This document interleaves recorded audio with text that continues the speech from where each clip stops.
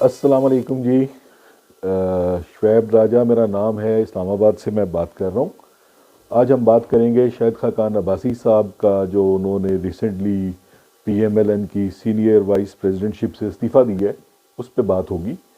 और साथ ही साथ थोड़ा सा शाहिद खाकान अब्बासी साहब की हिस्ट्री पे भी हम बात कर लें तो ज़्यादा बेहतर रहेगा। शाहिद खाकान अब्बासी साहब के साहबजादे हैं, जो कि 1985 में पहली मरतबा मरी से एमएनए बने थे। इनके वालिद साहब जो थे, इनका मिडल ईस्ट में बहुत बड़ा बिजनेस था, कंस्ट्रक्शन का, कुछ और चीज़ों का। और उस ज़माने में भी ये बड़े क्या कहना चाहिए कि एक मतलब ये कि पैसे वाले शख्स गिने जाते थे। बल्कि जब इन्होंने 1985 का इलेक्शन लड़ा, जो कि गैर जमाती था, तो इतलात के मुताबिक इन्होंने 100 सुजुकी जीपें नई निकलवाईं और अपने सारे सपोर्टर्स को इन्होंने जीपें दी और उनसे कहा जी कि आप मेरे लिए कैंपेन करें। जिस दिन ये जीत गए और इनका मतलब ये कि वो सारे लोग जो थे वो जीपों में जुलूस की शक्ल में आए, तो खाकान अब्बासी साहब बड़े खुश हुए और उन्होंने कहा जी कि बड़ा मेहरबानी कि आप लोगों ने मुझे जिताया, तो आज के बाद ये सारी जीपें जिसको मैंने जीप दी थी वो इसका मालिक है, आप ले जाएं। यानी ये उस वक्त भी इतने मतलब ये कि स्ट्रॉन्ग आदमी थे कि इन्होंने वो 100 जीपें जो थीं वो अपने सपोर्टर्स को में बांट दी। फिर 85 के इलेक्शंस में जब मसला आया उसका स्पीकर का, तो जनरल ज़ियाउल हक, जो कि उस वक्त सदर मुमलिकत थे, ज़ियाउल हक ने अपना कैंडिडेट खड़ा किया ख्वाजा सफदर, जो कि ख्वाजा आसफ के वालिद साहब थे, उनको। मगर उस वक्त अल्लाह ताला दर्जात बुलंद करे, एक चौधरी अनवर अजीज़ साहब थे, जो कि दानियाल के वालिद थे। चौधरी अनवर अजीज़ साहब ने और शाहिद खाकान अब्बासी साहब ने और इनके चंद एक और दोस्तों ने मिलकर इन्होंने अपना कैंडिडेट खड़ा कर दिया सैयद फ़ख्र इमाम को। और उस वक्त वो बड़ी ज़बरदस्त एक हिस्ट्री क्रिएट हुई थी कि president of Pakistan general Ziaul हक का जो उम्मीदवार था उसको बुरे तरीके से हरा दिया गया और जो फ़ख्र इमाम साहब थे ये स्पीकर बन गए। ये खैर एक अलग डिबेट है। मतलब ये बताने का मकसद सिर्फ ये था कि शाहिद खाकान अब्बासी साहब के फैमिली बैकग्राउंड का आपको थोड़ा सा आइडिया दे दिया जाए।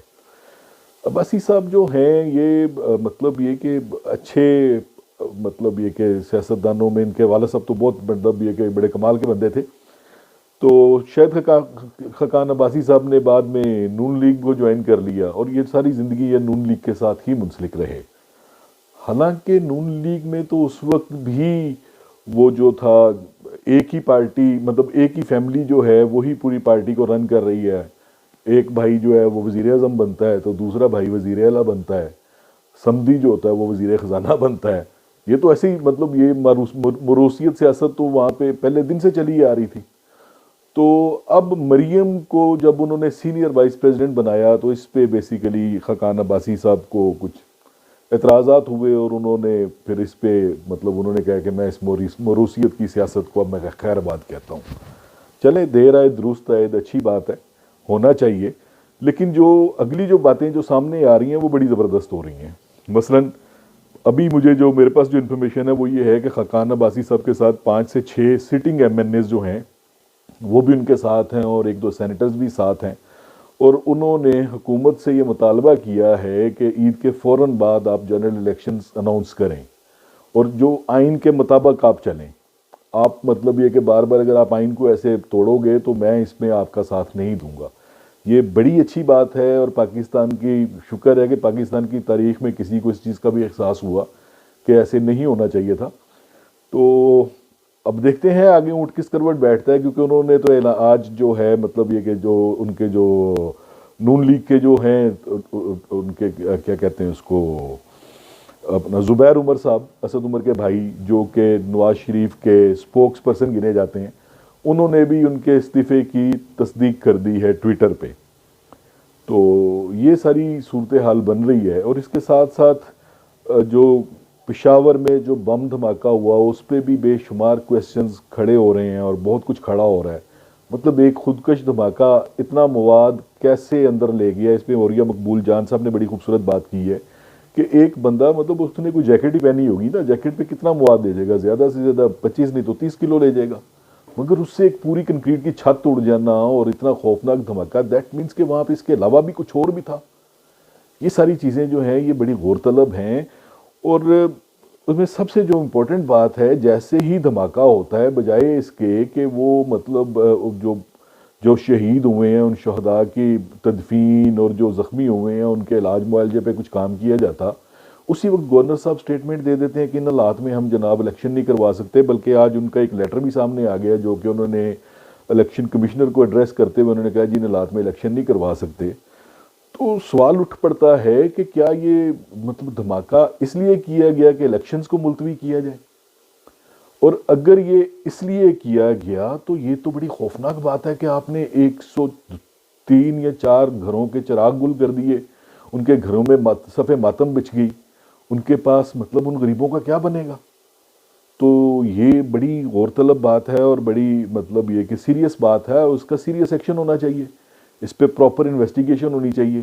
آئی جی صاحب کے جو بیانات سامنے آ رہے ہیں سرحد کے، اور جو دوسرے تیسرے جو بیانات آ رہے ہیں، اور پھر رانا ثناء اللہ جس قسم کی وہ بونگیاں مار رہا ہے، اس سے تو حالات جو ہیں یہ ٹھیک ہوتے نظر نہیں آ رہے۔ اور پھر مطلب ابا وال جو خواجہ آصف صاحب ہیں انہوں نے کہہ دیا ہے جی کہ یہ تو بھی مطلب یہ کہ پشاور میں ہوا ہے، اس کے بعد شاید پنجاب میں بھی اور سندھ میں بھی کوئی ایسا ہو جائے۔ تو اس کا مطلب کیا ہے؟ ایک طرف جو D G I S P R ہے وہ کہہ رہے جی اس کے اندر انڈیا ملوث ہے، انڈیا کو اس کو کیا ضرورت پڑی ہے کہ ہمارے الیکشنز کو وہ ملتوی کراتا پھرے؟ ملتوی جو لوگ کروا رہے ہیں وہ تو سامنے نظر آ رہے ہیں۔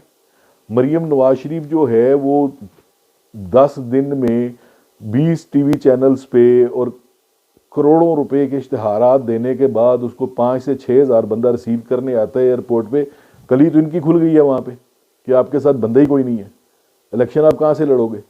تو اب چونکہ یہ الیکشن لڑنے کی پوزیشن میں نہیں ہے تو الیکشن کو ڈیلے کرنے کے لیے معصوم جانوں سے اس طرح کھیلا جائے گا، یہ بہت خوفناک ہو رہا ہے۔ اور اس پہ میرے خیال میں جو مقتدر حلقے ہیں ان کو اب کچھ ہوش کے ناخن لینے چاہیے اور ان کو سمجھنا چاہیے کہ یہ کیا ہو رہا ہے۔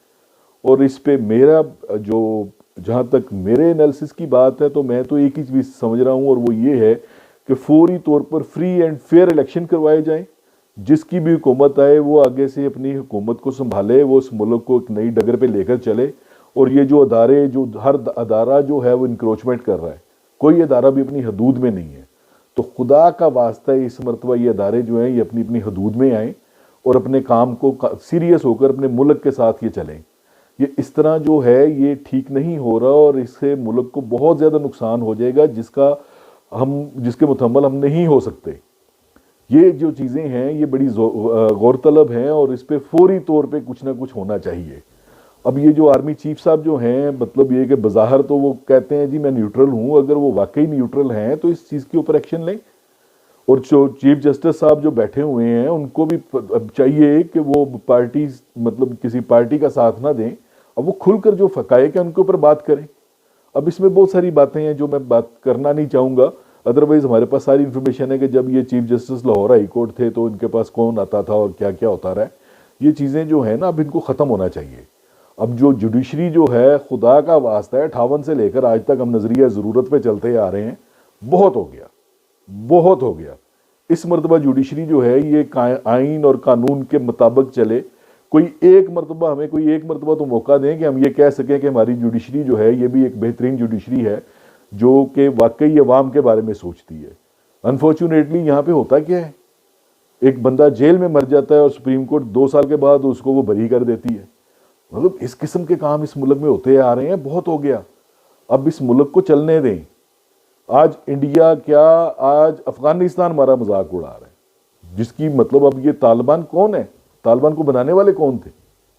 تو یہ ساری چیزیں جو ہیں ان کو سیریسلی لینا چاہیے، اور اس کے اوپر کوئی بھی بہتر اقدام کرنے کی ضرورت ہے، اور فوری طور پر free and fair elections announce کیے جائیں تاکہ یہ معاملات جو ہیں یہ کسی ڈگر پر چل سکیں۔